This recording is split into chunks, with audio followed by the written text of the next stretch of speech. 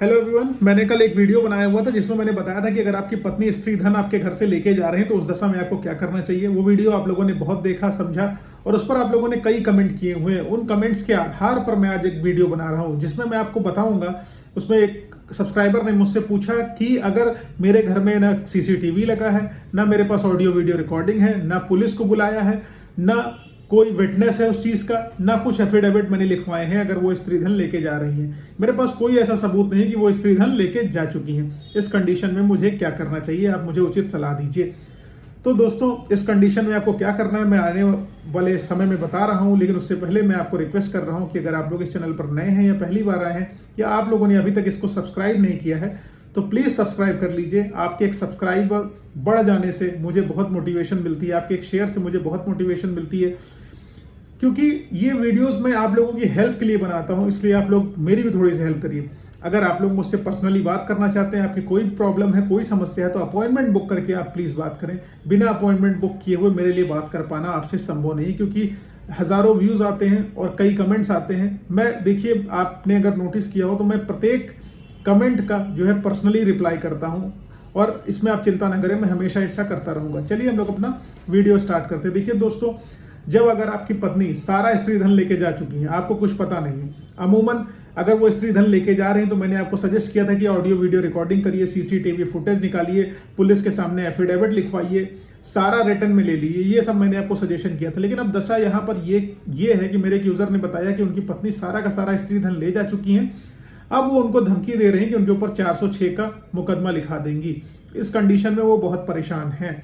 लेकिन मैं आपको बताऊं कि अगर आपकी पत्नी सारा का सारा स्त्री धन लेके जा चुकी है, आप जैसे वुमेन सेल में जाएंगे, जैसे दहेज का मुकदमा आपके खिलाफ दर्ज हो गया, आपको वुमेन सेल में काउंसलिंग के लिए बुलाया जाएगा। वुमेन सेल में अगर आप जाते हैं तो आपको पत्नी की सारी बात सुनते हुए पत्नी एक लिस्ट बना के देंगी कि उनके पास क्या क्या सामान था, क्या क्या उनका ससुराल में छूटा हुआ है। वुमेन सेल वाले वही रसीद आपको पकड़ा देंगे कि सारा का सारा सामान इनका लाके आप दे दीजिए। तो ऐसी कंडीशन में अब आपके घर में तो सामान बचा ही नहीं है, तो आप सामान उनको देंगे कैसे?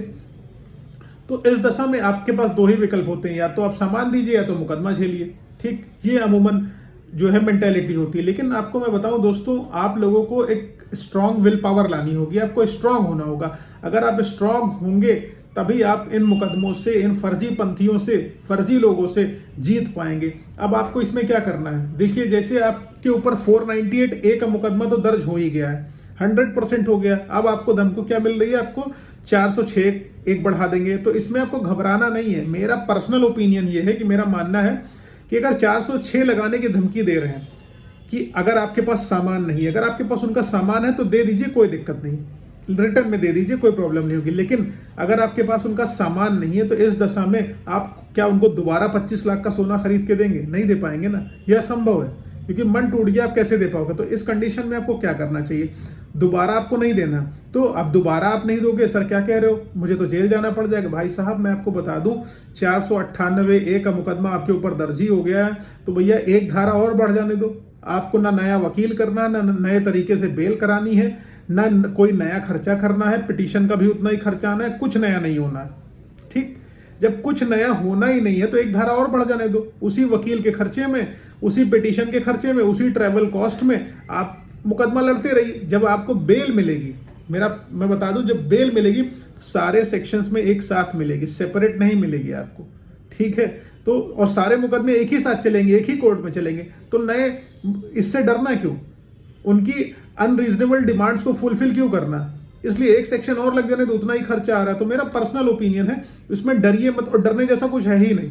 एक सेक्शन और लग रहा है, लगने दीजिए, कोई दिक्कत नहीं। ठीक है ना?